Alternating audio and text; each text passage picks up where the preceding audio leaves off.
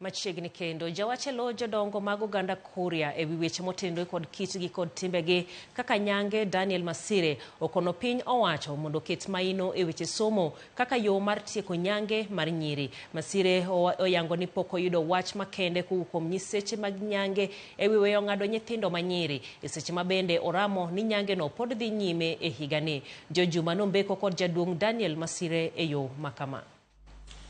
Piny owacho ne okumo nyange mar nyiri e pacho kae e higa mar 2011. Ka opogore kod ka okang' mar chik ne joma siro nyange mag nyiri, puonji bende osebedo ka ichiwo ne oganda jokora mondo koro were kod nyange mar nyiri. Jodong Kuria bende mosebedo ka omako matek nyange mar nyiri osebedo ka igeto kod puonj. Winjruok mathoth osechopo e kind jodongo mag Kuria kod piny owacho e yorego mag tieko nyange nyiri. Tarik 16 mar dwe mar 10 mar higa 2011, moko jodong Kuria ne oketo kokgi e winjruok kod piny owacho ka gisingo tieko nyange mar nyiri. Winjruok ni kata kamano pok onyago leo moro amora kendo nyange nyiri pod dhi nyime. Jaduong' Daniel Masire Chacha bende oganda jo-Kuria wacho ni ema en jagol wach ma otende kod oganda Kuria kiti kod timbegi ma oting'o nyange.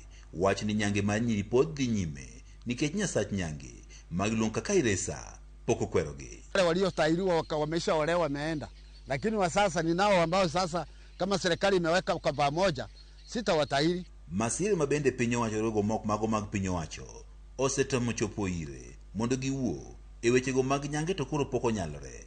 Wach jodongo ma osebedo ka chopo winjruok kod piny owacho e weche mag tieko nyange mag nyithindogo manyiri onge kod teko mar tieko nyangeni. Tikaya tunatanganyana, tukipokea pesa za mashirika tunasema ya kwamba tutamaliza tohara na kumbe hatutafika kwenye kiwango.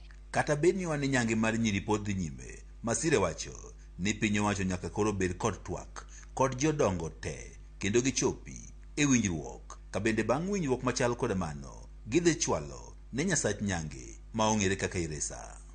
Na tukikaa pamoja kwa pamoja, tukichatiliana kwa pamoja katika mila na desturi, tutaiona mahali itakapokuwa tumerekebisha mambo kwa pamoja na wananchi kwa jumla, ili tuelimishe wananchi, tusipoteze wananchi.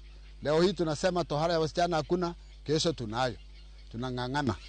Omedo ni piny owacho koro moko mago mag piny owacho nyaka bende koro ket maino e jolosom nyithindogo manyiri mondo nyithindogo manyiri giwegi ema koro ne ni nyange rach. Tuelimishe, hapo jambo litakuwa nzuri sana. Mimi najua mambo ya mila ni kwamba itakapokuwa imeisha lazima tusomese watoto wa kike na wa kiume ili tuwatahiri ubongo, tusiseme kwamba tunatahiri mwili. Jagol wach ni ka otende kod oganda Kuria kidi kod timbegi mabende ong'ere kaka mzee wa kimila wacho ni nitiere yore mathoth ma inyalo tiego nyange mar nyiri mok tiyo kod agoko kaka piny owacho osebedo katimo. Wachengeo hospitali kubwa ambayo inatahiri vijana, hapo jambo litaeleweka vizuri. Lakini ikiwa ni pale tunaenda polini, kazi inasonga tu. Ngarawa serikali imekataa, lakini kazi inafanya nini? Inasonga. Higa ma okalo nyange nyiri ok ne otimo gwenge mag Kuria kaluwore ni ok nen higa ma itime nyange. Ka bende higa ni koro liekore ni nyange idhi tim e dhoudi 4 mag Kuria ma oting'o Bukira, Nyabasi, Burege kaachiel kod Bugumbe. Juma, Ramogi TV, Migori.